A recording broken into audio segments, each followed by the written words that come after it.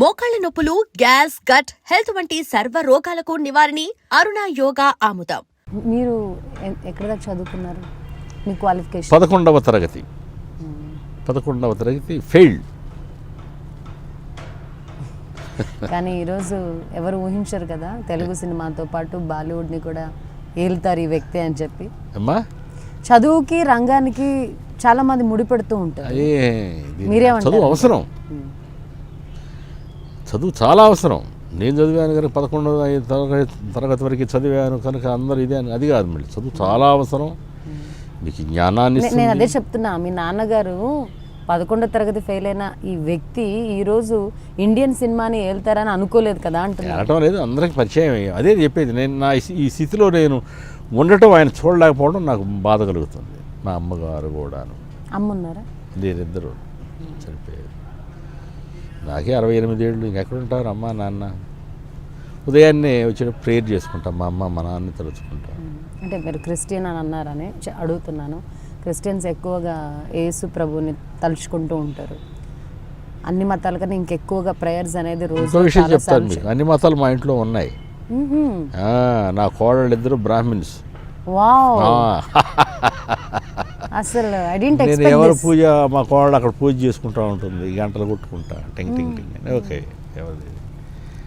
నా మిత్రులు కూడా చాలామంది హిందువులు, నాకు ఆ వ్యత్యాసం లేదు. నా మిత్రులు కూడా నా లేదు. చాలామంది బ్రాహ్మణ్స్ ఉన్నారు, చౌదరులు ఉన్నారు, రెడ్లు ఉన్నారు, నాయుళ్ళు ఉన్నారు, అందరూ నా మిత్రులు. అదే నేను అడిపోతున్నా, మన క్రిస్టియన్ కమ్యూనిటీలో కొంచెం ప్రార్థనా సమయం అనేది రోజులో ఎక్కువ సార్లు ఉంటుంది కదండి, ఎక్కడున్నా చేసుకుంటుంటాం అని చెప్తూ ఉంటారు. ఏమో నాకు అలా నచ్చదు, అంటే నచ్చదు, నా అభిప్రాయం చెప్తున్నాను. సరే, మనసు ప్రేయర్ చేసుకుంటే దేవుడు అనేవాడిని స్మరించుకో చాలు. దానికి అట్టహాసం ఆర్భాటాలు అక్కర్లేదంట. ఫర్ ఎగ్జాంపుల్, దానికి జీసస్ క్రైస్ట్ అనేవాడు ప్రేయర్ చేసుకోవడానికి కొండ మీదకి వెళ్ళి శిష్యులందరినీ కింద పెట్టి ఆయన పైకి వెళ్ళి సైలెంట్గా ప్రార్థన చేసుకొని వచ్చాడు. ప్రార్థన అనేది పక్క వాళ్లకు అంతరాయం కలిగించకూడదు అని నా ఇది. అంటే మరి ఈ కమ్యూనిటీలో ఎక్కువగా ప్రేయర్ మీటింగ్స్ పెడుతున్నారు, తప్పే. మైకులు పెట్టి ఓ కేకలు అరుపులు, అది నాకు ఇష్టం లేదు. వెళ్ళను అక్కడికి, ఇంట్లోనే ప్రేయర్ చేసుకుంటాను నేను. మా గుంటూరులో ఉంటే ఎప్పుడైనా చర్చికి వెళ్ళేవాడిని ఇదివరకు. సైలెంట్గా ఉన్నప్పుడు ఒక్కడనే వెళతాను, కొద్దిసేపు దేవుడి దగ్గర నుంచి ఆయనతో మాట్లాడి వస్తా. సినిమా రంగం కాకుండా మామూలు ఫ్రీ టైంలో ఉన్నప్పుడు వేటి గురించి ఆలోచిస్తుంటారు? ఏం ఆలోచించను, టీవీ చూడడము, పేపర్ చదువుతాను. షూటింగ్ అయితే పేపర్ చదువుతాను, టీవీలో న్యూస్ చూస్తాను, సినిమాలు చూడను. మీకు తెలియదేమో, నేను నమ్మట్లేదు. బాలచంద్ర గారు కూడా తిట్టారు, సినిమాలు బాగా చూస్తావారంటే ఎప్పుడన్నా చూస్తాను. ఎందుకు అలా? నాకు ఎవరో ఎన్టీ రామారావు గారు నచ్చుతారు, వేరే చూడను. లేదా నాగేశ్వరరావు. సినిమా ఇండస్ట్రీకి వచ్చాక చూస్తావా అని అడిగారు. సినిమా చూడకపోవడం ఏంటి? అది తిట్టారు నన్ను చాలా మంది. సినిమా మీద బ్రతుకుతూ దాన్ని సినిమా చూడమంటారా అంటారు. మరి నాకు మొదటి నుంచి ఫీల్ అవుతారేమో ఈ మాట విని. అంటే నా అభిమానులు చాలా స్ట్రాంగ్. అలా ఫీల్ గారు నన్ను అభిమానించేవాడు మామూలు వాడు అయి ఉంటాడు, చాలా గట్టివాడు అయి ఉంటాడు. అలా ఫీల్ కాడు, అలా అభిమానిస్తారు నన్ను. న్యూస్ చూస్తారా? అమ్మా, న్యూస్ చూస్తాను, సినిమాలు కూడా చూస్తాను. నచ్చిన సన్నివేశం ఏదైనా ఉంటే చూస్తా. పాత సినిమాలు, కొత్త సినిమాల్లో కూడా ఎక్కడైనా మీలాంటి వాడు ఎవరైనా చెప్తే అదే సినిమాలో సన్నివేశం బాగుందంటాయా అంటే. ఇప్పుడు పాటలు వింటున్నాం, థియేటర్స్కి వెళ్ళరా? మన తెలుగు పదం అస్సలు వెళ్ళను. మల్టీప్లెక్స్లకి అస్సలు దాని అసలు కన్నెత్తి కూడా సినిమాలు చూడట్లేదు. ఈ మధ్య చాలా మంచి సినిమాలు వచ్చి అన్ని మిస్ అయిపోయినట్టున్నారు. నేను థియేటర్ వైపు కన్నెత్తి కూడా చూడను. బ్యాడ్ హ్యాబిట్స్ కదా. It's not bad habit. ఈ హీరో, ఆ సపోర్టింగ్ క్యారెక్టర్ ఎవరు ఏంటి, ఇప్పుడు మీ నెక్స్ట్ ఈ మూవీ ఈ పలానా కొత్త అబ్బాయి సార్ మనల్ని క్లిక్ అయ్యాడు, ఆయనతో చేస్తున్నారంటే కనీసం వాళ్ళ గురించి అవగాహన ఉండాలి కదా. ఎందుకు అవగాహన? దర్శకుడు చెప్తారు కదా మనకి, అంతే. పక్కన వాళ్ళ గురించి తెలుసుకోవాల్సిన అవసరం లేదు. మన వంతు కార్యక్రమం. జీవ గారు ప్లీజ్ నిజం చెప్పండి, మీరు లాస్ట్ చూసిన సినిమా ఏంటి? నిజమమ్మా నేను చెప్పేది. సరే, లాస్ట్ చూసిన సినిమా ఏంటి? గుర్తులేదు. నేను సినిమా పరిపూర్ణ ఏ సినిమా పూర్తిగా థియేటర్కి వెళ్ళను. సరే, మీరు లాస్ట్ పోయిన సినిమా, థియేటర్లో చూసిన లాస్ట్ సినిమా. థియేటర్కి ఏదో పుట్టక ముందు పేరు చెప్తారేమో. ఎన్టీఆర్ గారిది, నాగేశ్వరరావు గారి చూశాను. నిజమే, ఇండస్ట్రీకి వచ్చాక సినిమాకి వెళ్ళను నేను. ఇప్పుడు మీరు నటించిన సినిమాలు కూడా గులాబీ, థియేటర్కి వెళ్ళలేదు నిజంగా. ఆహా, నేను గులాబీ సినిమా మీరు ఎట్లా చూసారో విను చెప్తాను. గులాబీ అంటే గుర్తొచ్చింది. గులాబీ సినిమాకి మా ఆవిడని తీసుకుని వెళ్ళాను రామమ్మ అని గుంటూరులో థియేటర్. మా ఆవిడ నేను పక్కన కూర్చుంటాం కదా, థియేటర్ ఓపెనింగ్ షాట్ ఒకటి ఉంటుంది. అందులో ఒక సన్నివేశం, ఒక అమ్మాయి, నేను అమ్మాయిని అమ్మేస్తూ ఉంటాను విదేశానికి. ఆ పక్కన ఒకటి తప్పు కదమ్మా అలా చేయటం, నువ్వు ఎందుకు అలా చేసావు అని మాట్లాడుతూ అగ్గిపొరలాడు గీసి చేస్తున్నాను. ఆ సన్నివేశం రాగానే మా ఆవిడ తెర మీద చూడటం మొదలేసి నన్ను ఇంట చూస్తుంది. చూస్తా ఆ సన్నివేశం అయిపోయింది, కాల్ చేశాను ఆ అమ్మాయిని. మావిడ పక్కకి మెల్లగా ఇట్లా దొరుకుతున్నాడు పక్కకి. ఆవిడ మేడం బుధం మీద చేసి ఇట్రా సినిమాలే అది కూర్చో అన్నా. రెడీయా? 68 years కదా, ఇంకా యంగర్గా కనిపిస్తున్నారు. అది మీ దృష్టి లోపం. నా దృష్టి లోపమా? మంచి ఫిజిక్ మెయింటైన్ చేస్తున్నారు, యంగ్గా కనిపిస్తున్నారు. రోజు మందు కొడతానమ్మా, సిగరెట్ తాగుతాను, పరిపూర్ణంగా ఆస్వాదిస్తాను ఆనందాన్ని. ఇప్పుడు నేను smoking and alcohol is injurious to health అని వేసుకోవాలా? దొరికావు ఇప్పుడు, చూడండి ఇప్పుడు బాగా దొరికారు నాకు మీరు. ఆరోగ్యానికి హానికరం లేదా ప్రాణానికి హానికరం కదా సిగరెట్లు. వీళ్ళకి అసలు బుద్ధి ఉందా?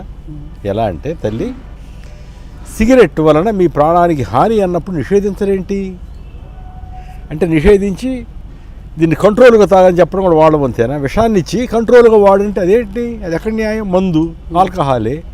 మీరు అసలు అమ్మకుండా చేయండి, మార్కెట్లో రిలీజ్ చేసేది 2 పెగ్గే తాగండి అంటే మానసికంగా బలహీనుడే మందు కొడతారు కదా, అంతవరకు కరెక్టేనా? అసలు అలవాటు లేని వాడు అది వేరే విషయం, పక్కన పెడదాం. మానసిక బలహీనులు కాదమ్మో, సైంటిస్టులు కూడా తాగుతూ ఉంటారు, అంత పెద్ద మేధావులు కూడా తాగుతూ ఉంటారు. కొంతమంది అదే బెస్ట్ ఫ్రెండ్, పెళ్ళాల కన్నా అదే మంచి కిక్ అవి పిచ్చి మాటలవే వేరే ట్రాక్, అది మనకి. నేననేది ఏమిటంటే, ఎవరైతే దీనికి కారకులో వాళ్ళు ఉద్దేశించి చెప్తున్నారు, మందు నీకు ప్రాణానికి హానికరం, నేను తాగే సిగరెట్ కూడా రాస్తారు. ఉన్నప్పుడు మీరు ఎందుకు మార్కెట్లో రిలీజ్ చేస్తున్నారు, వాటిని ఎందుకు ఆపేయడం లేదన్నది నా ప్రశ్న. ఇది మీ ప్రశ్నే కాదు, వేదన అడుగుతున్నారు ఇది ఏ రూపంలో చేరిన నాకు వాళ్ళకి దీనికి సమాధానం చెప్పాలి. ఈరోజు సినిమా థియేటర్స్లో రాహుల్ ద్రావిడ్ని పెట్టి మొదట్లో ఈ పాను గుట్కా ఇవన్నీ డేంజర్, మీరు తీసుకోవద్దు అని గంటలు ప్రమోషన్స్ ఇప్పిస్తున్నారు కేంద్ర ప్రభుత్వం నుంచి. ఆ ప్రొడక్షన్ ఆపడానికి కేంద్ర ప్రభుత్వం ఎందుకు బాధ్యత తీసుకోవట్లేదు? మంచి మాటలు చెప్తే లాతోంకి బాతం సే నహీ మాన్తే అని కహావట్ ఉంది హిందీలో. వీళ్ళకి గట్టిగా చెప్పాలి, ఎవరి సమాధానం ప్రజలే చెప్పాలి. మనలోనే ఉంది ఆ లోటు కూడా, మనం రాజకీయాల్లోకి పెడుతున్నాం అనుకుంటాం. పర్లేదా? ఎందుకంటే లోపం ఎక్కడుందంటే ఏ రాజకీయ నాయకుడిలో లేదు. పాపం వాళ్ళు మనలాంటి మనుషులే, బలహీనులే, రాజకీయ నాయకుల్లో కాదు. ఎవ్వరు ఏ రాజకీయ నాయకుడిని తప్పు పట్టను. అందుకని ఫర్ ఎగ్జాంపుల్ ఓటర్లో మనల్లోనే ఉంది,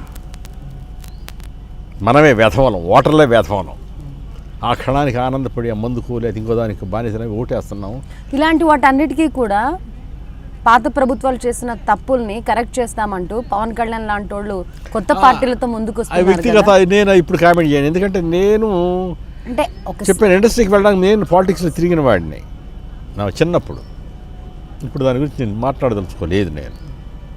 నేననేది ఇప్పుడు అధికారంలో ఉన్న నాయకులకి, మహానుభావులు వాళ్ళకి చెప్పేది ఏంటంటే, అది విషమని తెలిసి మోతాదు మించకుండా తాగండి, 1 పెగ్గే తాగండి, 3 తాగండి. నువ్వెవడ చిన్నే విషం ఇచ్చావు, అది తప్పు.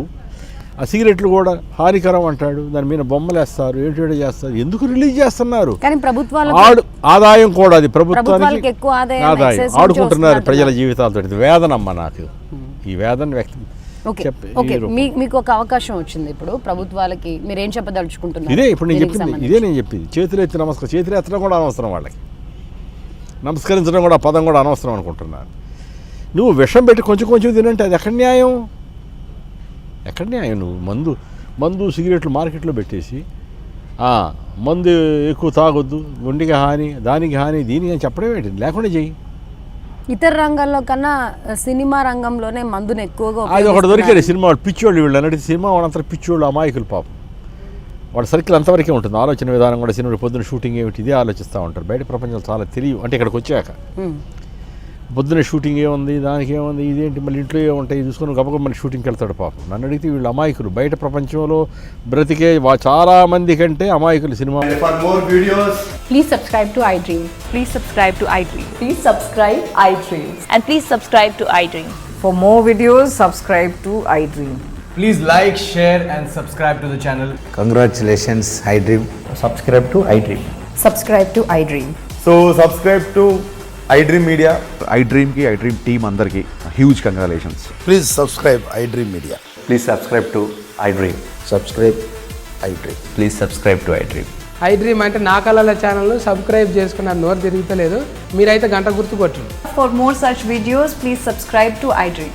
Subscribe to iDream. Please subscribe to iDream. Please subscribe iDream Media. Please do subscribe to iDream. Please subscribe to iDream Media. For best entertainment and information, please subscribe iDream. And don't forget to subscribe to iDream.